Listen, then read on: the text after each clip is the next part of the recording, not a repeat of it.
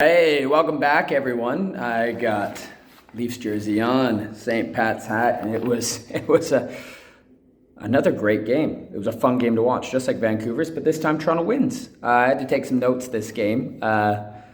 Let's get right into it, yeah? So we got Mrazek versus Merzlikins, all right? Great Leafs start. They come out firing. They had 3 goals on their first 15 shots. When the third goal went in, it was 15 shots to 5. I think Austin Matthews' goal was the 16th shot of the game for the Leafs.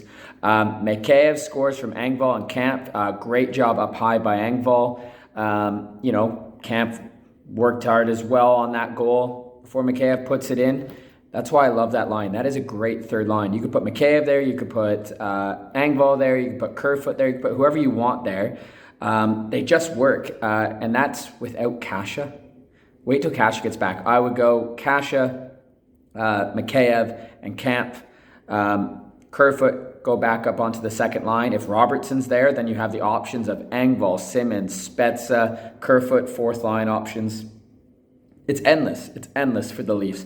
That third line scores, and it's great. It's 1-0. And then the top line gets on it, and it's Marner on a terrific play. I'm going to call it terrific because it was a bit greasy, and he found the rebounds. There was traffic in front of the net. Bunting gets it up to Liljegren, I believe. Liljegren throws it on. Traffic there. Marner comes flying in. Backhand goal. Makes it 2-0. And then Austin Matthews decides, hey, I want to score too. He gets his 40th, and it's like he did his wraparound from behind the net, and he goes far side. I don't know how he does it. I don't know how he doesn't lose the puck. I try a wraparound, and it's just a complete fail. But also, I'm not in the NHL. I'm not Austin Matthews. His 40th goal in the year. He's leading the league now, or at that point he was. And as of making this, I don't know who else scored tonight. They said on the broadcast, so 40th goal, so 4 times in 6 years he reaches 40 goals. But we have to remember there's shortened seasons in there, obviously pandemic season, everything, and injury plague seasons as well. I think if he doesn't get injured, he might have all 40 goal seasons. He then ties Daryl Sittler, I believe, who also had 4 40-goal seasons. Played longer than Matthews. Matthews is the greatest. Is he the greatest Leaf of all time? Comment down below. Anyway, so he scores on that wraparound. Domi tried the same play. I think it was later on the third period, and it did not work because Domi is not Austin Matthews. So Leafs are up 3-0, which is bad for the Leafs and us as fans. Corrali scores right away in the second period. Scores off a Domi shot that deflects off of Tavares and then hits Corrali and in. Mrazek's going the other way. I don't blame him on that. That stuff happens. Okay, crap. Not a good start by the Leafs. All right, it's 3-1. Now, near the end of the second, Liljegren, he puck watches. And then he puck attacks. He has Bjorkstrand there, and then he goes, oh no, Nyquist might shoot. I'm going to go after him because Marner just couldn't adjust. Marner and Matthews kind of like crossed. Matthews was quite lazy there on the play, and I think Marner was a step behind. Nyquist, great sauce over to Bjorkstrand. It goes in. I think he got his 20th of the year at that time and makes it 3-2. Next page. We go to the third period, and there's a power play early, and Roslovic scores. Roslovic? I don't know. He's from Columbus. He was in the deal with Laine for Dubois.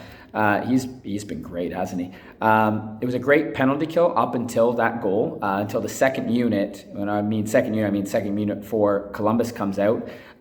Domi enters the zone. I think Nyquist then feeds it over to Domi. He's on the far right side, and he fires it across. Roslovic just puts it in. It's out of the way for Mrazek, so he can't poke check. But if you watch, Nyquist is kind of standing there, and then Hall's standing in between him, and he forgets about Roslovic. He looks up, sees a guy, doesn't see the other guy up at his peripherals, and then he covers John Cena.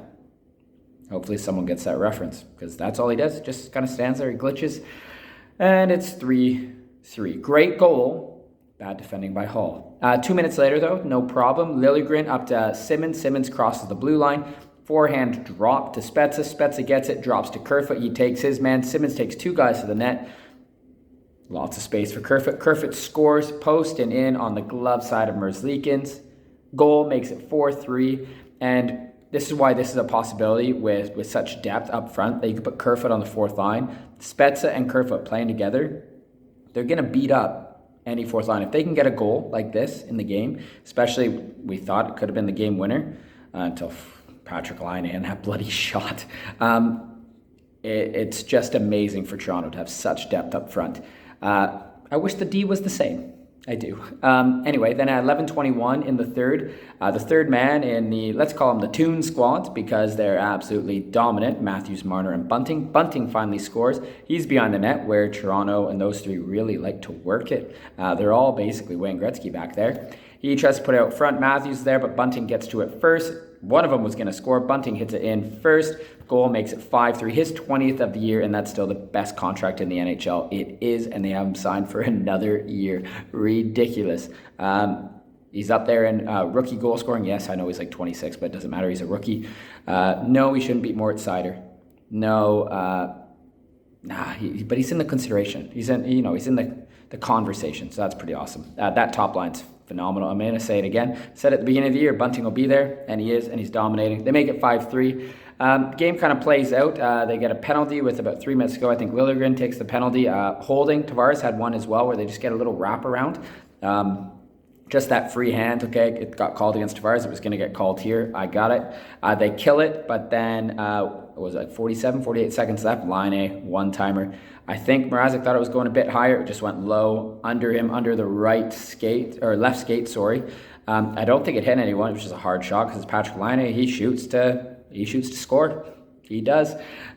Makes it 5-4. But it's okay. The Leafs hold on, and I held my breath for the rest of that game. 47 seconds of...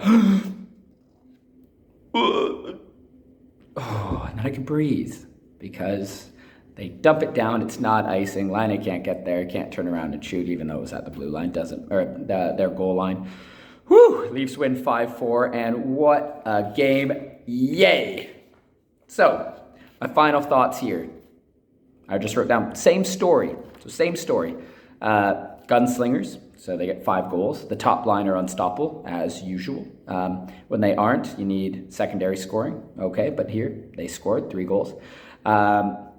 Leads are bad. But I'm not going to lie, I'd rather be leading than being behind. So, hey, they got a lead. That's the positive.